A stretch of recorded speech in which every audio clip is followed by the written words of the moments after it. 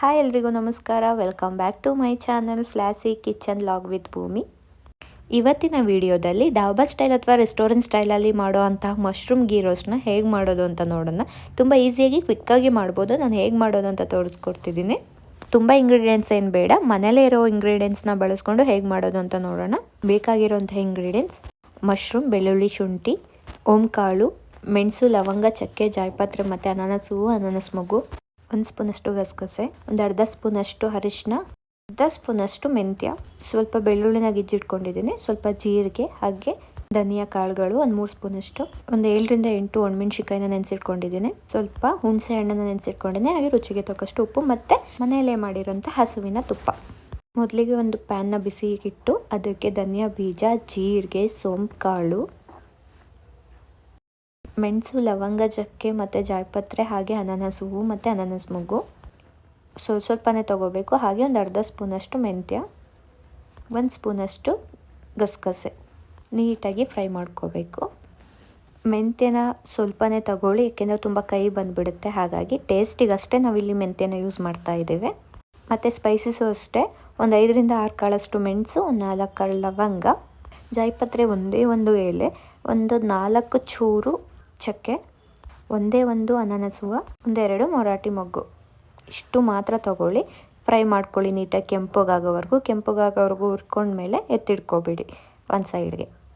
ಯಾವುದೇ ಮಸಾಲೆಗಾಗಲಿ ಸ್ಪೈಸಸ್ನ ಒಂದು ಲಿಮಿಟಲ್ಲಿ ಹಾಕ್ಕೊಳ್ಳಿ. ನಂತರ ಒಂದು ಜಾರ್ಗೆ ನೆನೆಸಿಟ್ಕೊಂಡಿರೋಂಥ ಕೆಂಪು ಮೆಣಸಿನ್ಕಾಯಿನ ಹಾಕ್ಕೊಳ್ಳಿ.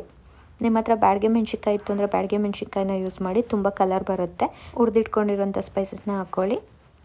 ಶುಂಠಿ ಬೆಳ್ಳುಳ್ಳಿನ ಹಾಕ್ಕೊಳ್ಳಿ. ಹುಣಸೆ ಹಣ್ಣಿನ ರಸನ ಹಾಕ್ಕೊಳ್ಳಿ. ಒಂದು 3/4 ಸ್ಪೂನಷ್ಟು ಉಪ್ಪನ್ನ ಆ್ಯಡ್ ಮಾಡ್ಕೊಳ್ಳೋಣ. ಸ್ವಲ್ಪ ಸಣ್ಣಗಾಗೋವರೆಗೂ ರುಬ್ಕೊಳ್ಳಿ. ನೋಡ್ತಿದ್ದೀರಲ್ಲ, ಈ ಕನ್ಸಿಸ್ಟೆನ್ಸಿ ಬರೋವರೆಗೂ ರುಬ್ಕೊಳ್ಳಿ ನೀಟಾಗಿ. ತುಂಬ ಸಣ್ಣದಾಗಿ ರುಬ್ಕೊಳ್ಳಿ. ನಂತರ ಒಂದು ಪ್ಯಾನ್ನ ಕಾಯೋಕ್ಕಿಡಿ. ಅದಕ್ಕೆ ಒಂದು 2 ಸ್ಪೂನಷ್ಟು ತುಪ್ಪನ ಹಾಕ್ಕೊಳ್ಳಿ. ಈ ಅಡುಗೆಗೆ ಮೇನ್ ಇಂಗ್ರೀಡಿಯೆಂಟ್ಸೇ ತುಪ್ಪ ಮಿಸ್ ಮಾಡ್ಕೊಳ್ಳೇಬೇಡಿ. ತುಪ್ಪ ಹಾಕ್ಕೊಳ್ಳಿ. ತುಪ್ಪ ಕರ್ಗೋಗ್ಬಿಡಿ. ತುಪ್ಪ ಕರ್ಗಿದ ಮೇಲೆ ಸ್ವಲ್ಪ ಬಿಸಿ ಆಗೋಕ್ಕೆ ಬಿಡಿ. ತುಪ್ಪ ಬಿಸಿಯಾದ ನಂತರ ಹಸಿ ಕರಿಬೇವು ಸೊಪ್ಪನ್ನ ಹಾಕ್ಕೊಳ್ಳಿ. ಸ್ವಲ್ಪ ಸಾಸಿವೆನ ಹಾಕ್ಕೊಳ್ಳಿ. ಬೇಕು ಅಂದರೆ, ಬೇಡ ಅಂದರೆ ಸ್ಕಿಪ್ ಮಾಡ್ಕೋಬೋದು. ನಂತರ ಜಜ್ಜಿಟ್ಕೊಂಡಿರೋಂಥ ಬೆಳ್ಳುಳ್ಳಿನ ಹಾಕ್ಕೊಂಡು ನೀಟಾಗಿ ಫ್ರೈ ಮಾಡ್ಕೊಳ್ಳಿ. ಫ್ರೈ ಆದಮೇಲೆ ರುಬ್ಕೊಂಡಿರೋಂತಹ ಮಸಾಲೆನ ಹಾಕ್ಕೊಳ್ಳಿ. ನೀಟಾಗಿ ಫ್ರೈ ಮಾಡ್ಕೊಳ್ಳಿ. ಮಸಾಲೆ ತುಪ್ಪದ ಜೊತೆ ನೀಟಾಗಿ ಮಿಕ್ಸ್ ಆಗಬೇಕು. ಅಲ್ಲಿವರೆಗೂ ನೀಟಾಗಿ ಮಿಕ್ಸ್ ಮಾಡ್ಕೊಳ್ಳಿ. ಮಸಾಲೆ ಸ್ವಲ್ಪ ಕುದಿ ಬರೋವರೆಗೂ ನೀಟಾಗಿ ಕುದಿಸ್ಕೊಳ್ಳಿ, ಏಕೆಂದರೆ ಹಸಿ ವಾಸನೆ ಹೋಗಬೇಕು. ಹಾಗಾಗಿ ನಂತರ ಮಶ್ರೂಮ್ನ ಹಾಕ್ಕೊಂಡು ನೀಟಾಗಿ ಮಿಕ್ಸ್ ಮಾಡ್ಕೊಳ್ಳಿ ಎಲ್ಲ ಕಡೆ.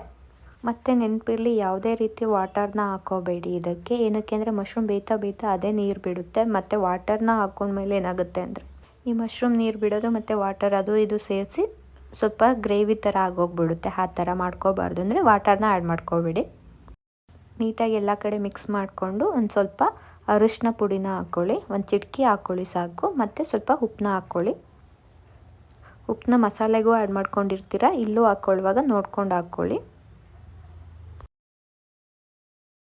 ನೀಟಾಗಿ ಬಾಣಿಸ್ಕೊಂಡಾದ್ಮೇಲೆ ಸ್ವಲ್ಪ ಬೇಯಿಸ್ಕೊಳ್ಳಿ ಹಾಗೆಯೇ ಓಪನ್ ಆಗಿ. ಇದು ನೀರು ಬಿಡೋಕ್ಕೆ ಸ್ಟಾರ್ಟ್ ಆದಮೇಲೆ ಒಂದು ಮುಚ್ಚುಳನ ಹಾಕ್ಬಿಟ್ಟು ನೀಟಾಗಿ ಕುದಿಯೋಕೆ ಬಿಡಿ. ಆವಾಗಲೇ 1-2 ಸಲ ಬಾಣಿಸ್ಕೊಳ್ಳಿ. ನೋಡಿ ಎಷ್ಟು ಚೆನ್ನಾಗಿ ಬೇಯ್ತಾ ಇದೆ. ತುಪ್ಪ ಎಲ್ಲ ಸೈಡಲ್ಲಿ ಯಾವ ಥರ ಬಿಡ್ತಾ ಇದೆ ಅಂತ. ಹಾಗೆಯೇ ಬಾಣಿಸ್ಕೋತಾ ಇರಿ.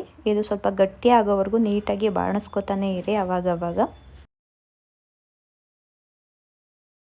ಒಂದು ಅರ್ಧ ನಿಂಬೆಹಣ್ಣನ್ನು ಇಂಟ್ಕೊಳ್ಳೋಣ. ಇದಕ್ಕೆ ಸ್ವಲ್ಪ ಹುಳಿ ಫ್ಲೇವರ್ ಇರಲಿ ಅಂತ ನಿಂಬೆಹಣ್ಣನ್ನು ಇಂಟ್ಕೊಳ್ಳೋಣ. ಮತ್ತು ಏನಂದರೆ, ನೀವು ಮಶ್ರೂಮ್ನ ಬೇಕು ಅಂತ ಅಂದರೆ ಮುಂಚೆನೇ ಬಾಯ್ಲ್ ಮಾಡ್ಕೋಬೋದು. ಸ್ವಲ್ಪ ಅರಿಶಿನ ಮತ್ತು ಉಪ್ಪನ್ನ ಹಾಕ್ಕೊಂಡು ಮುಂಚೆನೇ ಸಪ್ರೇಟ್ ಬಾಯ್ಲ್ ಮಾಡಿಕೊಂಡು ಮಸಾಲೆ ಇದಕ್ಕೆ ಫ್ರೈ ಮಾಡ್ಕೊಳಕ್ಕೆ ಹಾಕ್ತೀವಲ್ಲ, ಡೈರೆಕ್ಟಾಗಿ ಹಾಕೋಬೋದು. ಹಾಗೂ ಕೂಡ ಮಾಡ್ಬೋದು. ಬಟ್ ಏನಂದರೆ ಅದು ರೋಸ್ಟ್ ಅನಿಸಲ್ಲ, ಟೇಸ್ಟು ಕೂಡ ಬರಲ್ಲ, ಮಶ್ರೂಮ್ ಫ್ಲೇವರ್ ಕೂಡ ಬರಲ್ಲ. ಈ ರೀತಿ ಮಶ್ರೂಮ್ನ ಡೈರೆಕ್ಟಾಗಿ ಹಾಕ್ಕೊಂಡು ರೋಸ್ಟ್ ಮಾಡ್ಕೊಳ್ಳೋದ್ರಿಂದ ಮಶ್ರೂಮ್ ಫ್ಲೇವರ್ ಕೂಡ ಬರುತ್ತೆ, ಟೇಸ್ಟ್ ಕೂಡ ಚೆನ್ನಾಗಿರುತ್ತೆ.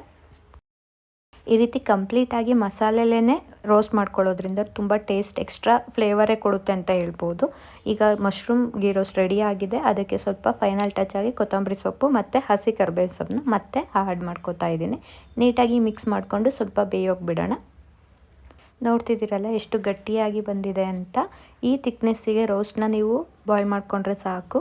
ಸೊ ಫೈನಲಿ ರೆಡಿ ಆಯಿತು mushroom ghee roast. Same dhaba ಅಥವಾ ರೆಸ್ಟೋರೆಂಟ್ ಸ್ಟೈಲಲ್ಲಿ ಮಾಡೋ ಥರನೇ ಮನೆಯಲ್ಲಿನೇ ತುಂಬ ಈಸಿಯಾಗಿ ನೀವು ಕೂಡ ಮಾಡ್ಕೋಬೋದು. ಫೈನಲಿ ರೆಡಿ ಆಯಿತು ಮಶ್ರೂಮ್ ಗೀ ರೋಸ್ಟ್. ಇವತ್ತಿನ ವಿಡಿಯೋ ನಿಮಗೆ ಇಷ್ಟ ಆಗಿದ್ದರೆ ದಯವಿಟ್ಟು ನನ್ನ ಚಾನಲ್ನ ಲೈಕ್ ಮಾಡಿ, ಸಬ್ಸ್ಕ್ರೈಬ್ ಮಾಡಿ, ಶೇರ್ ಮಾಡಿ, ಕಮೆಂಟ್ ಮಾಡಿ, ಹಾಗೆ ಮೇಲ್ಗಡೆ ಇರೋ ಬೆಲ್ ಐಕನ್ನ ಕ್ಲಿಕ್ ಮಾಡಿ. Thank you so much for watching this video. ಹಾಗೆ ಯಾರ್ಯಾರು ಇನ್ನೂ ಸಬ್ಸ್ಕ್ರೈಬ್ ಮಾಡಿಲ್ಲ ದಯವಿಟ್ಟು ನನ್ನ ಚಾನಲ್ನ ಸಬ್ಸ್ಕ್ರೈಬ್ ಮಾಡಿ.